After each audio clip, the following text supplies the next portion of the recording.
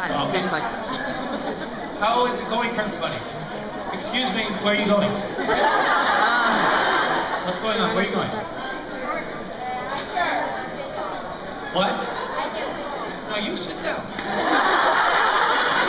Excuse me, where are you people going? Rob and Richard photo, really? Last call. Oh, is that how it works? This actually conveys information. I didn't know that. Okay. I'm gonna open this. This is how it works. I'm supposed to open this, right? Yeah.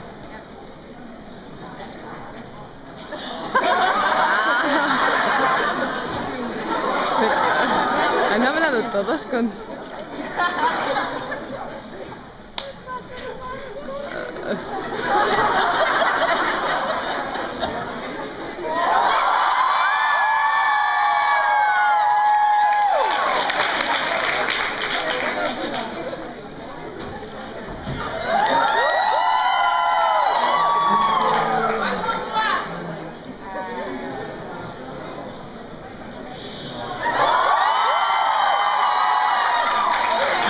Did you all know what was in these boxes? No! Because you responded like, yeah, you finally got that one! I was wondering if someone was going to open that.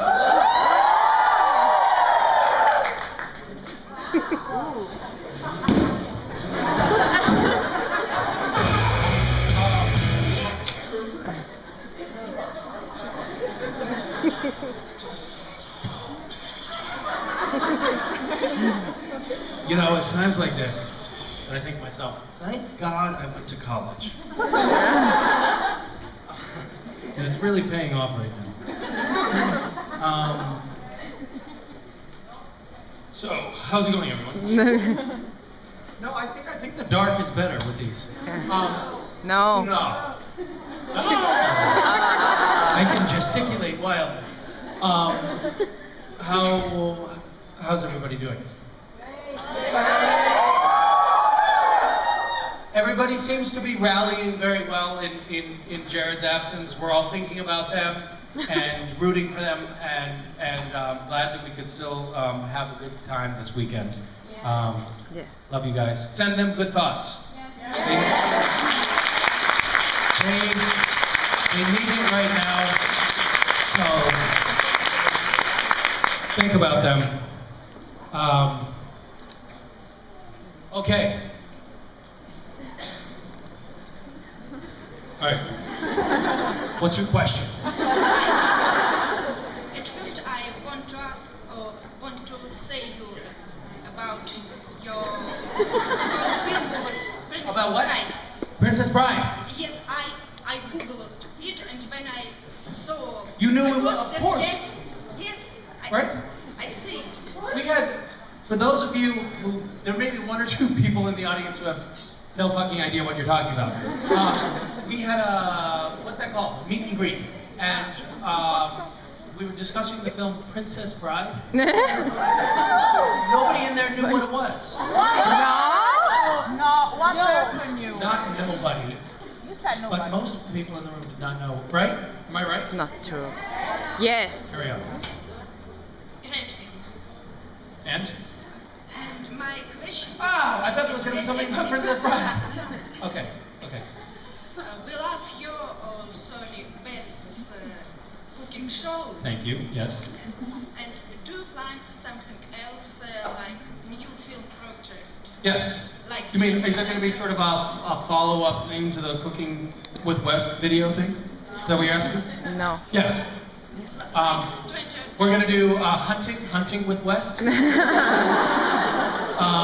then I'm going to do another one, you know, just a little bit after that, where I take him to a brothel. I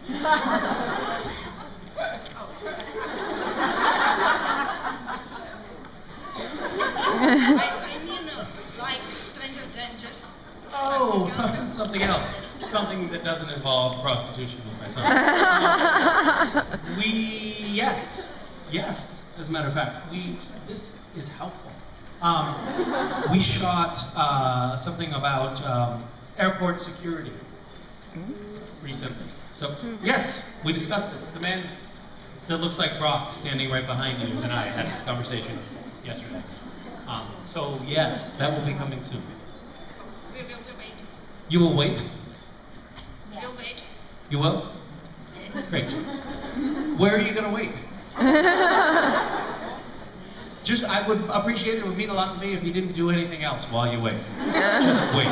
Yes. Find somewhere comfortable to sit and wait. It's going to be a few months, but it'll be worth it, I promise. Thank you. Don't get up. You can have a little bucket or something to pee in, and that's it. Just sit there and wait. What am I talking about? A very important question. Yes. Why does Please, ma'am, no photos. No photos, ma'am. You go ahead. why do school buses belongs to volcanoes? Why? The school buses belongs to volcanoes. Why do school buses belong in volcanoes? You're the one that did the ketchup one, right? Yeah. This is an excellent question. Thank you for asking.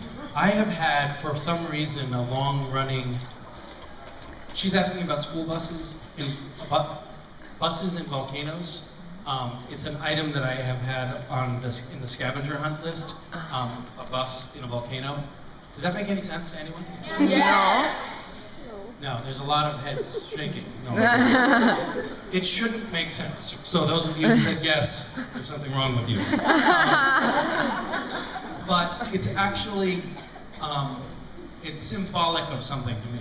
The idea of dropping a bus into a volcano as a project, to me, you laugh, but it's actually a very serious point to me. It symbolizes to me overcoming the impossible. Because if someone were to say to you, could you drop a school bus into a volcano? A lot of people would say, no, that's not possible. But I like the idea of maybe trying to actually drop a bus into a volcano. Because it symbolizes overcoming the impossible. And how cool would that look? Right? I've actually researched it. There are 5 active volcanic lakes, that's like big lakes of lava in the world, that could be suitable targets for an airdrop of a bus. And I've also researched that there are military cargo helicopters that can lift up a school bus and then potentially drop one into a volcano. You run into some problems because a lot of those volcanoes are national parks where they don't like littering buses. But there are a couple of these volcanoes that are in sort of active civil war areas where I feel like if you paid a warlord enough to borrow his helicopter for the afternoon, you could probably get away with it. So I think it's feasible. And whatever. All right, hi. Hi. So I wanted to tell you that I really love to see in Goodbye Stranger where Cass kills all the deans. Where Cass kills all the deans. Yes, I really love that Yes. scene. And the question was, How does Jensen have so many identical twins? because on a high count already was What? Cass already killed a lot of deans. Yes. But we saw when we did the last one, but Yep. how would it have looked like if you had killed the first one? Like the first one you killed, how would you have played that if you had seen that? Oh, the first one, like at the other side of the warehouse. That's When he was the trying to- first element brought in for Cass to kill. Probably he hesitated a little bit more. You know, didn't just stab him quite so quickly. Maybe he did it differently. Maybe he didn't stab him. Maybe he slapped him first. They had, that was an interesting visual effect shot because they had a few guys who looked kind of like Jensen, like maybe 5 of them lying on the floor, and then the rest of them were generated by computer. Just in case you're concerned, I didn't actually kill all those guys. You know that, right? Yeah. Okay. Yeah, that was all. That was all make believe. I killed the 5 guys, yeah, but not the computer. Hi, my name is Amy. I'm from Ireland. Hi. With my 3 friends down there. Great. It's How long have you been dating Sebastian? He doesn't know yet. Really? It's kind of a request. Can you do an Irish impression? An Irish impression? Impression, yeah. We got Richard to do one. I don't have any beer up here. You do.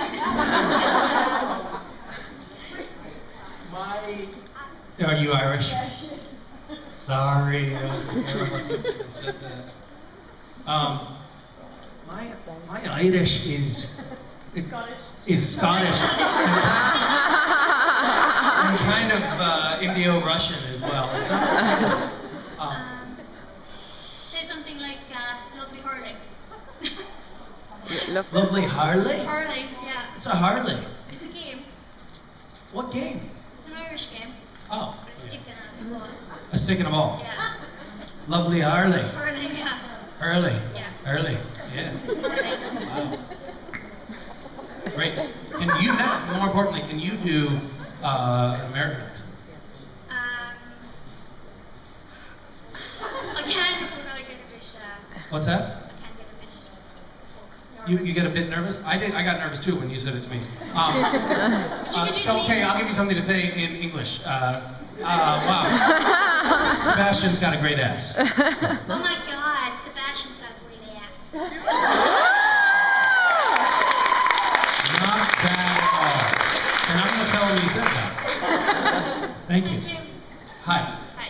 I want to ask, how long do you think Naomi has been messing with Castiel's brain? Because there's kind of a headcanon going around that Castiel is the only angel who doesn't get pop culture references because she's been messing with his head so much. He's Oh, she screwed up the portion of his brain that processes memory.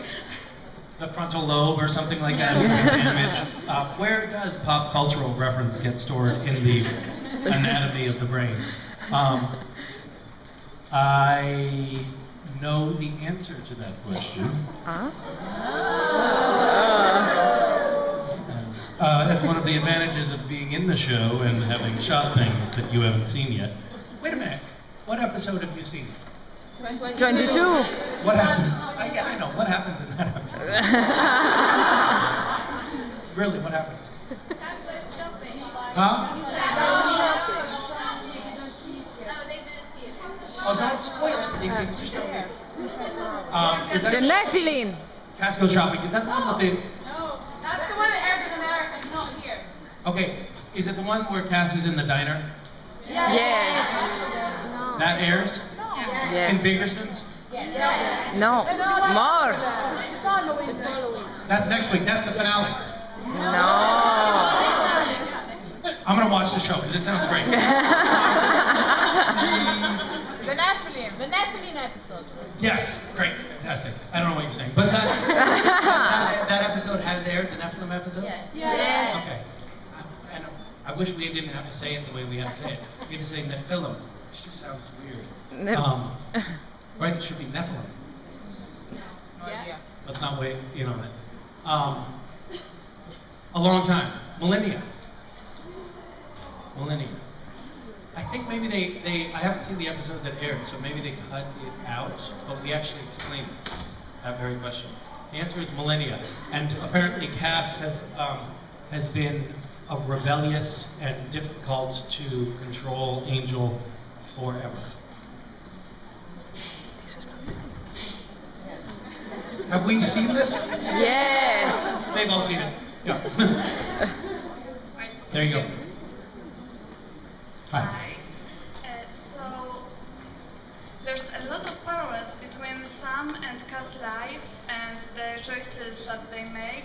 Like they both almost destroy the world because they try to do the right thing, and then they sacrifice themselves to get the redemption. And how do you think it changed the dynamics between Sam and Cass? I think that it makes Sam more sympathetic towards Cass. You know, Dean seems to be having a harder time forgiving Cass than Sam in general, and I think that Sam has been through a lot of the similar stuff and is more forgiving in general. Don't you? Yes. Isn't that true? Yeah. Okay, thank you very much. Thank you very much. Hi, Hi. you are certified EMT, so I want to know if you ever worked on an ambulance or maybe done an CPR. Have I ever done CPR? Yeah, or worked on an ambulance. Or have I ever put my EMT certification to use? Nah. I had to do some, in the training process, had to work in an ER a little bit. Not work, just shadow, I guess. I had to be there, I had to be in an ER, and that's an emergency room. And then it was in a very busy emergency room in, yeah, I have used it now that I think about it. But I was shadowing in this very busy ER, and this guy came in and he had been stabbed, and his intestines were coming out of the stab hole. And I was like, that is so disgusting. And I had to walk away, regain my composure, and then come back in. And then we went into the operating room. They operated on the guy, and I don't know if you guys have ever been in an operation room, but it's gross. And they take these metal things that are called sweethearts, and they cut the body open, and then they just sort of pry the person apart. What's it called? It's not a sweetheart, is it? Is there a doctor in the audience? Is it a sweetheart? I study medicine, so It's part of a what? I don't know that Retractor? Yeah, it's a retractor. I don't know what I'm saying. And so they pulled them apart, and they had this big tray of all of this stainless steel sanitized equipment sitting right there, and I was like, wow. Put my hands. And so they had to take everything out, bring in a whole new tray while the guy's like, you know, cut open on the table. I was very popular. Yeah, and then I did actually end up working for a little while in a hospital in India, doing stuff that EMTs shouldn't do, and I have been kind of on the scene in car accidents and stuff like that, where I basically just go and act like I am the voice of calm and reason, and basically tell everybody not to do anything and wait for somebody who knows what they're doing to get there. Yes. Thank you. Thank you. Hi. Hi. So my question is about Cass, and for seasons now he's been torn between heaven and earth, and emotionally, and I'm wondering if there is a place that he actually considers his home. Is it in heaven, or is it on earth between people and with some indeed, maybe? I think that his home is heaven, but his home is so messed up that he doesn't really feel at home anywhere. So I think he's pining for a time when it really felt like home up there, but it's not. It's not home really anymore. And I think that he's going to be. If you had seen the last episode of the season, you would know that he's going to be feeling even more alienated from his home, I would say. Spoiler alert. So I bet that he will never feel at home. Yeah. Because that's, I think, part of his character, is sort of being out of place all the time. Yeah. Thank you. Hi. Hi.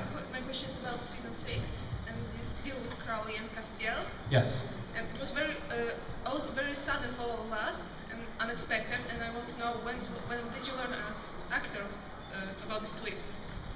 At the beginning of the season, in the middle, it was all just a few episodes before the final. We don't learn about most stuff until kind of right before it happens. Like, we'll get a draft of the script that's probably 10 days, maybe 2 weeks before we start shooting.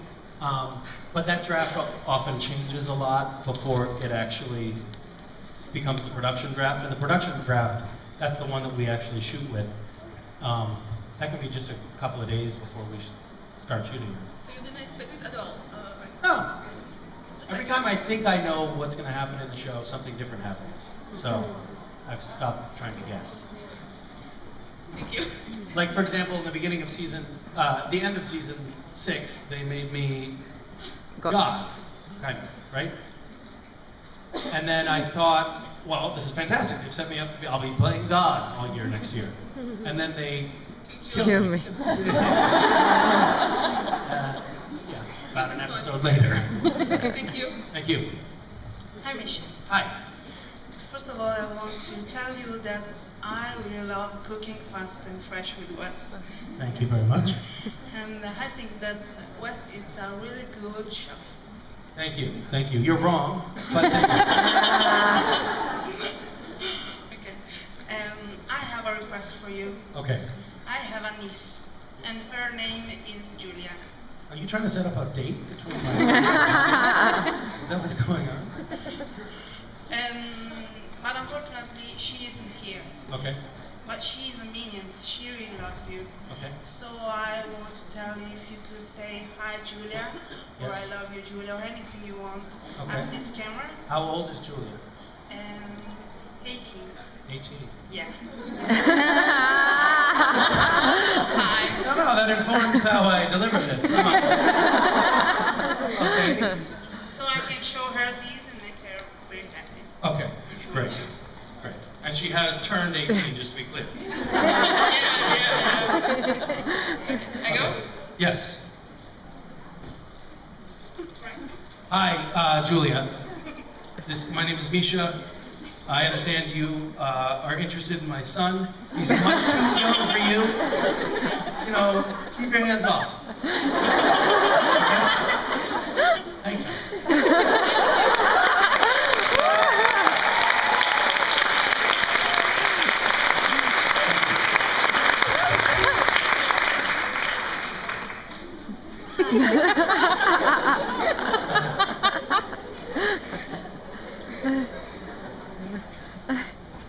Hi. Hi.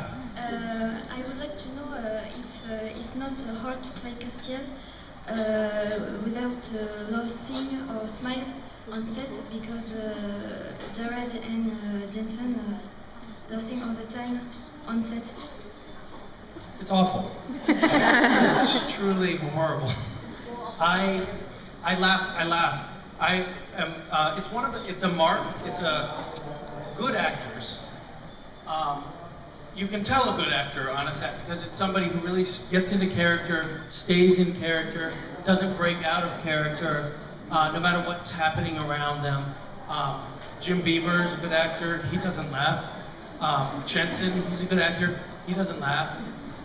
If someone so much as smirks at me, I will start laughing hysterically. Everyone always says, "Oh, you deliver your lines so dry and so straight as Castiel." Not most of the time I don't. That's the 10th take that they finally got, and they used that one because I ruin a lot of footage. I cost a lot of overtime for the crew because I laugh a lot. So yes, it's difficult. Thank you for understanding my pain. Hi. Hi. How are you? I'm good. How are you? Great, thank you. I was wondering if you could only read 3 books for the rest of your life, what would they be? I will answer your question if you beat me in a fencing match.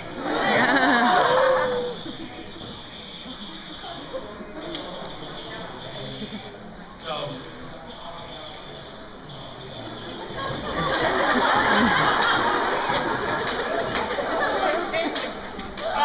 I got your boob.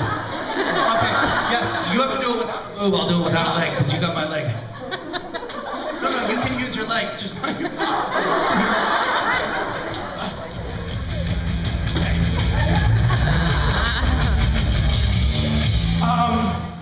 You won, worthy adversary.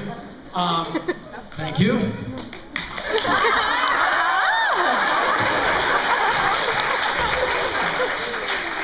And my 3 books would be Oh, the Places You'll Go, Dr. Seuss, very good book. Maybe Owls and Other Fantasies by Mary Oliver. And I don't know, maybe The Anarchist's Handbook, something practical. You know, so you could make bombs on your desert island if you needed to. Thank you.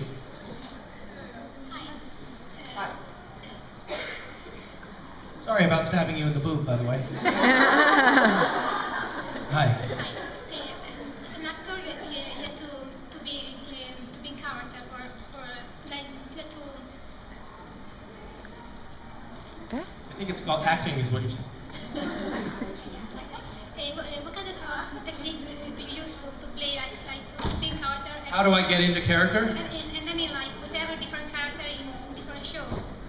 How do I get into character for each different show? Yeah, like is there ever been one time where you thought about what you thought about the character would be was different what they thought about the character would be? They, I mean like the producer or the director? Sure. Yeah, I mean, Castiel, do you know what method acting is? It's where you sort of do the same thing, really do the thing that the character is doing. So a method actor, you know, I don't know. I don't know what really a method actor does, but I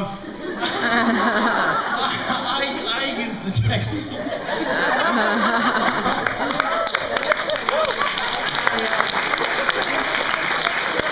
So when I'm trying to get into character for Castiel, I'll teleport. For example, I'm Misha. We'll do some teleporting or some time travel or something like that, just to get into the feeling. And you know, and I do different things for different roles. Like on Nip Talk, I would self-fellatiate. And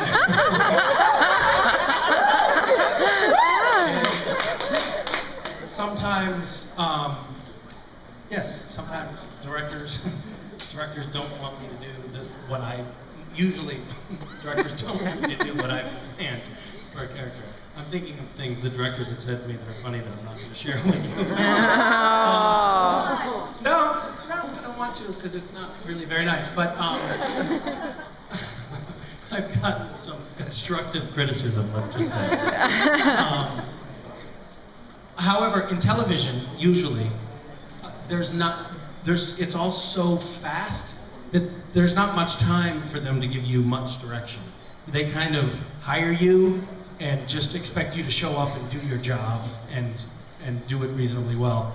And only if it's the worst thing they've ever seen will they really give you direction. So anyway, needless to say, I get a lot of direction. But yeah. Thank you. Misha, What? can I fight you too with a sword? You want to fight? Yes, sure. Okay, sure. This is our last sword fight because already we've lost a boob. Are you good? Are you a fencer? You've never used one. You've stabbed a lot of people. Okay. Time out.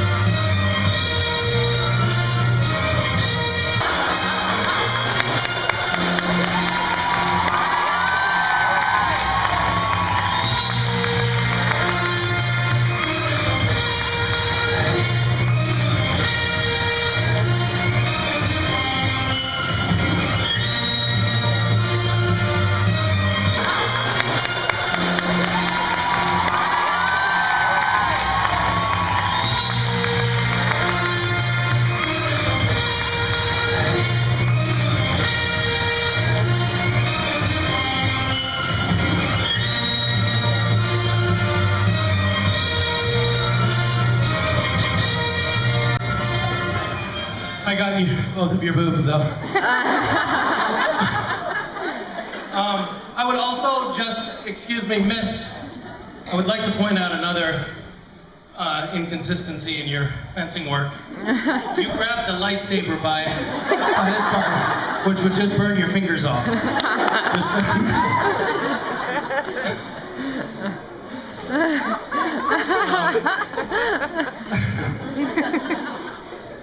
Had anyone ever told me this was where I would wind up, I would say, you're lying.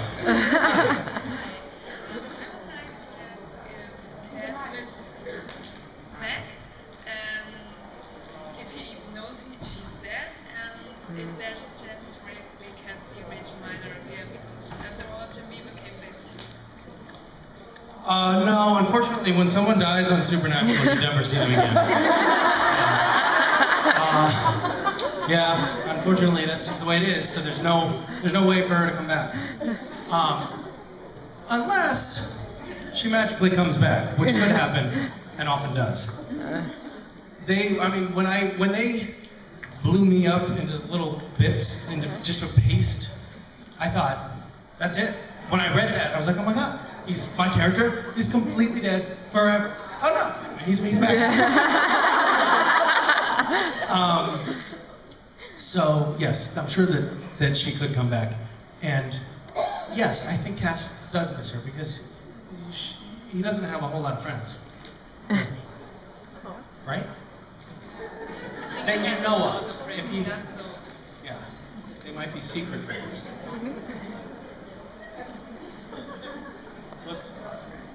What's happening? Someone's throwing things at me?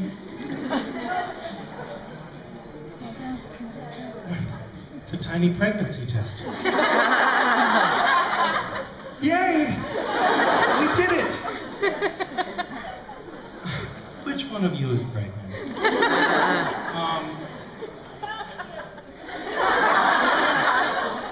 It's actually probably true.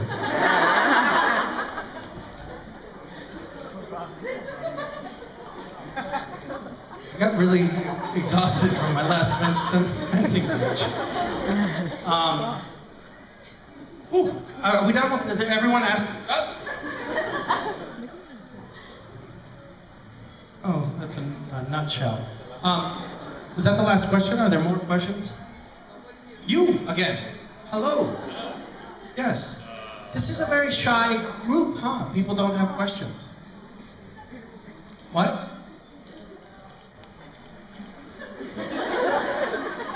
Nothing. Don't be afraid. Nothing bad. Well, I guess I did try to stab two of the people who asked questions. Ah, the culprit. Behave.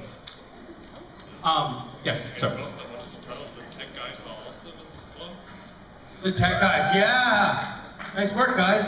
With the music coming up and the things good.